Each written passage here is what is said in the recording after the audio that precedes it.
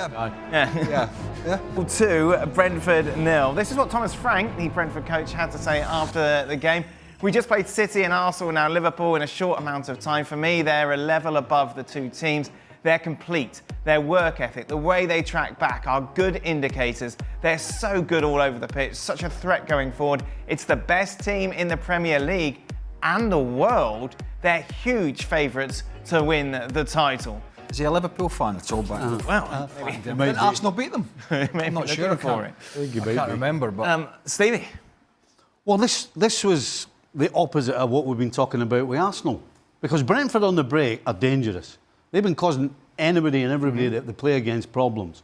And Liverpool defensively either cut things out, either got a challenge in at the right time, or affected whoever it may have been going forward in the shots that Brentford got off to make it easy for Alisson just to throw his hat on everything. And that's the difference. You could say they're fortunate they get 2 goals at the end of the day, but when you've got nearly 40 shots away from home against a team like Brentford, then you kind of make your own luck. And obviously it's great for Nunez to come on and get the 2 goals, but yeah, I mean, absolutely. The difference between Arsenal and Liverpool today is what happened defensively, big time. Well, Arsenal, they beat them 3-1. There you go. But small details. There's not much between Liverpool and Arsenal at the moment. There's not, you know. Do you not think so? Well, they're both. Thomas Frank obviously does think, you know, that one's head and shoulders above the other. They're the 2 strongest teams in the league. I think Liverpool are a cut above right now. There's no doubt about it. It's not to say Arsenal can't cling in there, not if they keep giving goals away. But this was going to be a game where Liverpool just couldn't score, and then it just changed. Then you went out of the shower and they scored. Yeah. Well, no, actually, it started spooling on my TV. There you go. Round and round. Right on the 90th minute, and I was like, this game's over. Come out the shower. Nunez has scored 2 goals. I mean, it's just incredible. And, you know, what can you say? A team that just keeps going and going and going. It was a tough day for them. Brentford are a good side, particularly. And, you know, I was talking to Stevie earlier about it. When they did get a couple of breaks, particularly in the first half, you think, oh, they're away. And Bimo or Visa. It was either Van Dijk or Konate, particularly Konate. When he's in the side, such an insurance policy of nobody running away from him one-on-one, in behind. He's so quick once he gets going and powerful and physical. And that's the difference between having Quansah or Joe Gomez instead of Konate and Saliba. I just want to interrupt, just with this up. Yep. We saw Arsenal make only 1 substitution, as opposed to Liverpool, who make 5. Yep. Is there a difference in the depth from both of these teams, and is that going to be a big contributor as to why Liverpool are going to win the league as well? If you can keep your depth fit, my phone again here. If you can keep everybody fit, then absolutely it makes a difference. Right. It means that when you're on top, and it's just not quite happening, probably because you're maybe running out a little bit of steam, then you can bring on a Nunez who's up and at him and gets everybody going. Whereas Arsenal today, they only had Raheem Sterling to bring on, who is struggling really. So yeah, that does make a difference. Craig's got his glasses on. What are you looking at, Craig? I've completely messed it up. Oh, okay. I was going to. Well, no, because the reason I'm saying that is like just a normal day at the office, folks. Don't worry about that. Live TV. I was still on the Brentford Arsenal game looking at lineups. All right. Because the reason you're talking about making changes, he couldn't make changes, Arteta, because I think at this moment in time, the injury problems he's got is slightly worse than Arne Slot.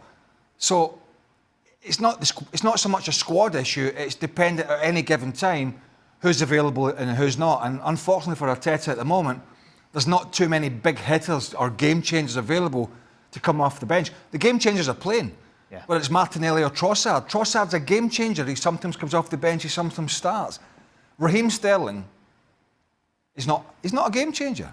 It's another one you could scratch your head at in the summer. I think we have Frank Leboeuf. Well, the show's ending now. Yes, I know. Frank, the show's over. Welcome to Extra Time, Frank. You were right, Liverpool going to win the league? Yes, and we didn't expect to see that coming because I was like Craig, I was almost ready to take a shower and to leave the game, to watching the game before the end of it. But I mean, Liverpool shows character, stamina, and the fact they never give up. And hats off to Mr. Slot, because I mean the changes that he made the differences, and it's why they got the 3 points. They were strong defensively, even if they struggled. If Konate had to cover, Chieye most of the time absolutely never there defensively. But that was very interesting. Well, we have to give credit to Brentford. Brentford were very well organized around Vandenberg and Collins. They did very well, and in counter-attack they were dangerous. Everybody was working very, very hard. But Liverpool never gave up. They are strong defensively. They always think they're going to have the last chance, and they had. And they have maybe the luck of the champion. So they deserve that. Where you can see with Arsenal, they thought that they killed the game after 2-0, and they naturally relaxed subconsciously, and they've been punished. And yes, Saliba not playing for me is a big turning point as well. What does this mean, if anything, for Nunez, Stevie? Nothing, unfortunately. Oh, really? I was expecting, wow, he's got a couple of goals under his belt. This is not a conversation we've had before. I was thinking about Newcastle. Remember Newcastle when they ended up scoring 2 fantastic goals? St. And James then we started with the patter of, this could be the turning point. And no, So, hold your horses, don't get excited. Yeah, unfortunately, again, if Jota's fit next week, Jota's on before Darwin Nunez, but it's great to see him scoring a couple of goals. You must be pretty confident, Stevie, now. Yes, but Craig, Confidence in Liverpool or more confidence because Arsenal? No, I have confidence in Liverpool, but you were talking about it last week when we were sat here. The area in which Liverpool have a weakness are the 2 fullbacks, Right. the 2 fullback ends. And today, Tsimikas started today. And Brentford absolutely were going after Tsimikas. And obviously we know the problems Trent has defending. So that is the only little bit of weakness that Liverpool have in those 2 positions defensively. But other than that, no. I mean, again, to go away from home to a place like Brentford and have so many shots it tells you what they're all about. They are full steam ahead, and they're going after it, and they're going to squeeze the life out of everybody. I know they've had a couple of draws, Liverpool, but they've won that today. You mentioned Gakpo. I mean, Salah wasn't exactly at his best. No. Yeah, so they've had the 2 of their main players, because Gakpo's been good, particularly since Slot's come in. A bit like Gravenberg, has changed his whole mentality in his game. But those 2 were relatively quiet in terms of being a threat today, but yet Liverpool have popped up, kept bashing away, and won the game. Arsenal's midfield changes now and again. Sometimes it's Marino, sometimes it's Partey, most of the time it's Rice and Odegaard. Liverpool, the guys have played a lot of games. Sometimes it's Jones, I suppose, that goes in there, but I think the strongest team would be Szoboszlai, Gravenberg, and McAllister. And there's a lot to like about that midfield. Yeah, there really is. Frank, I've only asked you one question. I suppose Arsenal, do you want to say anything about that? Excuse me, Arsenal, what? Can do anything about that? Would you like to say anything about Arsenal? No, just that. No, sorry, yeah. But I think I was very impressed for the first hour, as you mentioned, that they've been absolutely perfect, and except Partey's throwing, who could have cost a goal, they did everything perfectly. And because they thought they killed the game, they got sloppy, and that's very sad.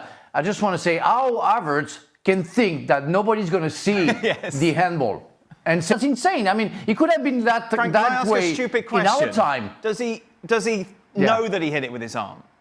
Like, he's pointing to his chest. You know. What do you think? He's got no nerves in his arms. Just in the moment, you must be like, "Way!" Punch him in the arm, see if he notices. Yeah, that's true.